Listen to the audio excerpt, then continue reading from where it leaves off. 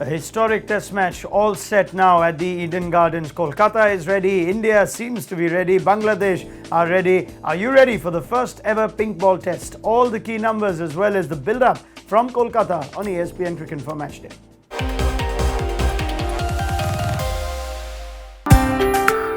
Right, so Kolkata seems to be all dressed and dolled up in pink in anticipation for this historic test match. What's the mood in the camps like though? Let's hear from both India and Bangladesh ahead of this historic test. Virat Kohli as well as Daniel Vittori, Bangladesh's spin bowling consultant. I think in general, if you haven't played with the pink ball before, it's going to be challenging throughout the game. That's what I feel. You'll require more concentration, more solid technique, more compact game compared to the red ball. I think in India we have one big factor which is due, which is going to be something we'll have to sort of, spoke to the match referee as well yesterday, something we'll have to speak about and discuss as we go along with playing the game. I think that is one difference with playing a day-night test in India compared to any other country. I think the fact that there's going to be so many people here, you have to acknowledge how important that is, and I think the way that people manage their time is trickier. So if you can extend a test match out into the night time, then it brings more and more people into it. And Kohli walking out to bat's going to feel like a T20 or Rohit, and if those guys get going. So I think there's going to be an atmosphere that probably no player has played in test match conditions, and I think that brings another element to it. So there's so much to look forward to in this test match. So all set then, India and Bangladesh, they'll finally join the pink ball party. They were slightly delayed to it, and as we look at how day-night test cricket has been played so far in its short history in the last 4 years, and 5 in Australia, there'll be 2 more before the end of this calendar year. 2 in the UAE, which has been the only day-night test cricket in Asia so far. England, South Africa, New Zealand and the West Indies have all hosted 1 day-night test each. Finally, India and Bangladesh getting a pink ball day-night test of their own.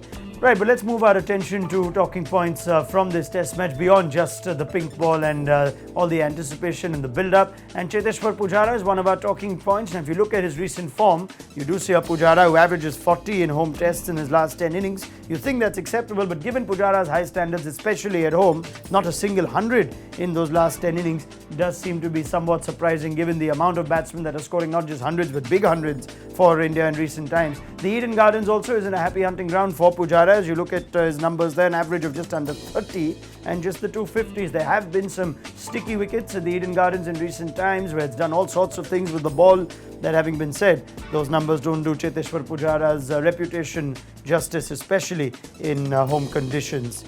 So India will be hoping that Pujara can get a decent enough score, maybe a triple figure score that will light up this pink ball test match even more. But they want one of their key batsmen to get among the runs big time.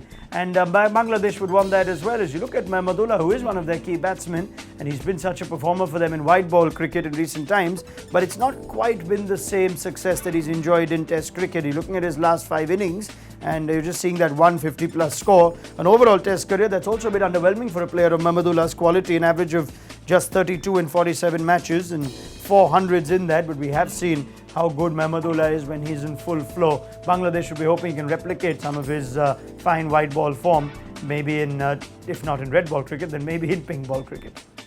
And finally, let's just look at probable 11s. Enough elements of uncertainty with this SG pink ball having never been used before in first class or international cricket. But as we look at what India's team could be, we're just going to go safe with exactly the team that's been performing so well for them. The balance of 3 seamers all in form, Ishant Sharma, Umesh Yadav, Mohammad Shami, and 2 spinners given Ravindra Jadeja has been invested with the responsibility to bat 6, gives India this wonderful balance at home, regardless of what conditions might be like at the Eden Gardens. Bangladesh have a few questions that they'll need to try and answer. Firstly, whether Ibadat Hussain continues or whether they try the alternate seamer in Al Amin. There's also the option of Mustafizur Rahman if they want the experience of Mustafizur. He's not quite had the same impact in test match cricket as he has in limited overs, but if they do want to play him ahead of the extra spinner in Taijul Islam, it's an option for Mominul Haq to try and utilize.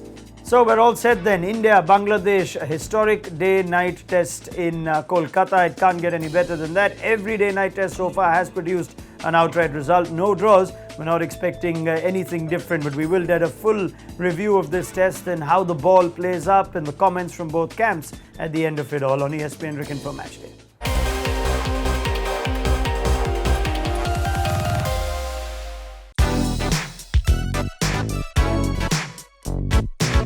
Don't forget to like, share and subscribe and leave your comments in the comment section below. Click on the bell icon for notifications.